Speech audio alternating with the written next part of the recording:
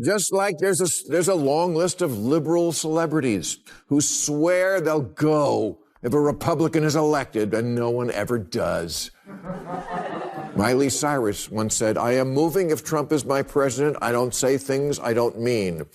Here she is looking miserable, having to endure America at the Grammys last Sunday. I guess she flew back from Tajikistan. In 2016, Eddie Griffin said, "If Trump wins, I'm moving to Africa." Apparently very slowly, because in Trump's 4 years, he only got as far as Van Nuys. George Lopez once said that if Trump won, he won't have to worry about immigration. We'll all go back. George Lopez, still here. You know, there's a running joke in America that never seems to get old. Every election cycle, celebrities line up to announce they are leaving the country if a Republican wins. And yet, surprise, surprise, they never actually leave. Not once. Not a single one of these dramatic declarations has turned into a packed suitcase and a one-way ticket out of here. Take Miley Cyrus, for example. Back in 2016, she swore up and down that if Donald Trump became president, she was gone. Out of here, moving abroad. She even said, "I don't say things I don't mean." Well, fast forward to now, and where do we find her? Sitting front row at the Grammys in Los Angeles. Not exactly hiding out in Tajikistan. Honestly, if that's a version of exile, I wouldn't mind trying it. And Miley isn't alone. Eddie Griffin said he was heading to Africa if Trump won. Guess what? 4 years went by and the man barely made it out of Van NY. George Lopez once joked that if Trump won, he wouldn't have to worry about deportation. He'd just go back. Spoiler alert, George is still here, still working, still cashing checks. It's always the same script. Loud proclamations, headlines, applause from their fan base, then crickets. Not a single moving truck in sight. Now, let's pause here. Do you notice the irony? These are the same people who lecture us endlessly about morality, fairness, justice, and what's wrong with America. They scream that this country is a dystopian nightmare.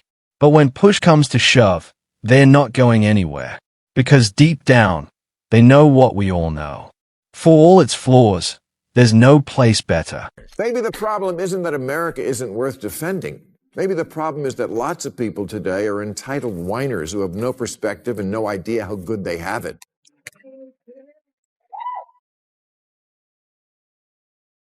59% of self-identified liberals say there have been times when they considered leaving America for good, like after NBC canceled The West Wing. That's exactly the point Bill Maher was making in his latest takedown of woke celebrities. And let me tell you, it was brutal, but hilarious. Maher didn't just poke fun at the hypocrisy. He shredded it. He called out this parade of spoiled celebrities who pretend that leaving the US would be some noble act of resistance. When in reality, it's just theater. Nothing but performative nonsense for social media clout. Think about it. They say they are leaving because they can't live in Trump's America. But where exactly are they planning to go? Russia? Where you can literally go to prison for calling the Ukraine war a war. In Russia, just referring to the war in Ukraine as a war can get you 15 years in the fabulous prisons made famous by some of the world's most famous novels. You think America's evil because we didn't nominate Margot Robbie for an Oscar? Just wait till you get thrown out the window of your very own dream house. China, where 50 different crimes carry the death penalty. Uganda, where you can face execution for being gay. Or maybe Venezuela, where speaking against the government can get you detained indefinitely. They're not packing up for any of those places because the truth is their version of suffering in America is attending the Grammys instead of the Golden Globes. Or, brace yourself, not winning an Oscar. Boo-hoo. Meanwhile, the rest of the world is literally risking life and limb to come here. That's not a coincidence. And Uganda? Oh, they don't just give you a ticket for parking in the rear. You can get the death penalty for it. In China, they have the death penalty for almost 50 crimes. And in 13 countries, atheism is punishable by death. Here's where Maher's message cuts even deeper. It's not just about celebrities. Regular folks are now posting TikTok saying things like, "The new American dream is to leave." Really? You've got kids on TikTok bragging, "I escaped America." Escaped from what?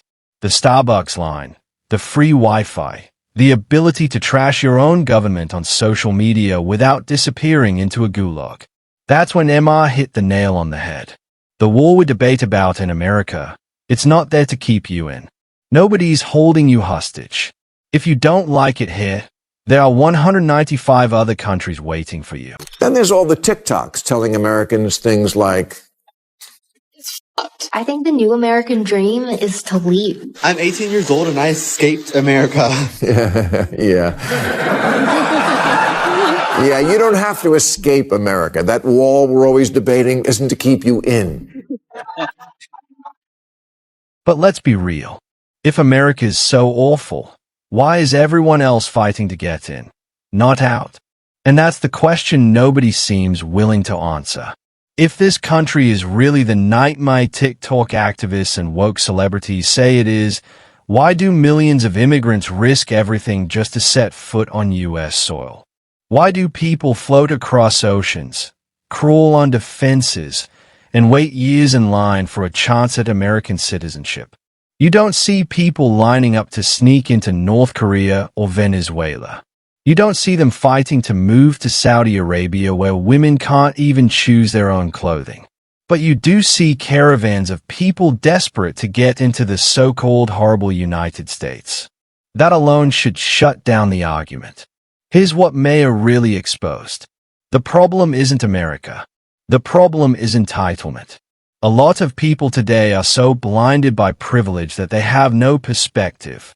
They live better than 90% of the planet, but still complain as if they are prisoners in some dystopia. And 61 imposed restrictions on women's clothing, so bring a scarf. According to Amnesty International, paramilitary groups killed the government's critics in Argentina, Brazil, Colombia, Venezuela, and arbitrary detentions are widespread in Cuba, Ecuador, El Salvador, Nicaragua. If you're wondering how that's just like no cash bail, it's not. The LGBTQ plus community, for instance. Yes, there are still issues here. Nobody's denying that. But compared to the rest of the world, America is their safest haven. In over 60 countries, being gay is illegal. In several, it can literally get you killed. In America, you have pride parades, legal protections, media representation, and the freedom to marry whoever you love. Yet, some activists claim they need to escape this oppressive nightmare. Escape to where? Europe, where hate crimes against LGBTQ plus people are still rampant. Africa, where dozens of countries criminalize homosexuality, its delusion wrapped in privilege. The New Republic just ran a story about the vulnerable minorities who want to flee America, including the author, a gay man trapped in the dystopian homophobic hellscape that is New York City. I wonder if he knows that there are 66 countries where just being gay is a crime. Cute story in the news last month. Burundi's president called on his citizens to stone gay people, and not in the good way. Wow, suddenly the don't say gay law doesn't sound all that bad. And this is the heart of Maher's takedown. America has problems. Yes, we're 54th in infant mortality, 19th in literacy, 72nd in female political representation. The list goes on. But the solution isn't whining on Twitter, threatening to leave, or staging dramatic protests that block traffic. The solution is work. Real, hard, unglamorous work. Rolling up your sleeves and fixing what's broken instead of throwing tantrums every time an election doesn't go your way. Because here's the cold truth. Real patriotism isn't about waving a flag when your side wins and booking a flight when your side loses. Real patriotism is sticking around when things get tough. It's about wanting to fix America, not abandon it. I'm confused by this political message. Vote for me because I hate it here. Now, does America have big problems? Yes, I've often cited the America sucks list. Things like being 54th in the world in infant mortality behind Cuba, 19th in literacy behind Russia, 72nd in female representation in government behind Iraq. A lot of work to do here. And is it possible for a country to lose itself so much that leaving it is justified? Yes, but we're not there yet, not by a long shot, and we don't need quitters. We need people who will stay and fix. And let's be brutally honest. Most celebrities wouldn't last 5 minutes in the real struggles everyday Americans face. They don't know what it's like to lose sleep over a mortgage, to stretch a paycheck until the end of the month, or to wonder if medical bills will sink your family. Their version of struggle is deciding whether to fly private or first class. That's why their political lectures ring so hollow. They live in a bubble disconnected from reality, and yet they feel entitled to tell the rest of us how we should live. Sorry, but no thanks. The hypocrisy doesn't end there. These same people who bash America for being so horrible are also the ones insisting we throw open our borders to immigrants. Wait a second. If America is so awful, why invite more people in? Why encourage others to come suffer in this supposedly oppressive country? I don't get it. You want so badly for every immigrant to come to this country and experience the good life, but somehow it's so terrible you want to leave? And I see conservatives in Texas are talking secession again. They have 2 bumper stickers in that state. America, love it or leave it, and we're leaving it. The contradiction is glaring. If America really is the hellhole they describe, wouldn't the moral thing be to warn people away, not drag them in? It doesn't add up unless you realize it was never about principle. It's about optics. It's about attention. It's about clout.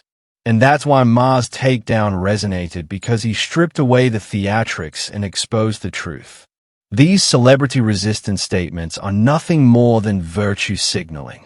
They want applause, not accountability. They want to look brave without making a single real sacrifice. But here's the part that gets me every time. Despite all the whining, all the TikToks, all the Grammy speeches, and all the celebrity declarations, when the cameras turn off, they stay. Every last one of them.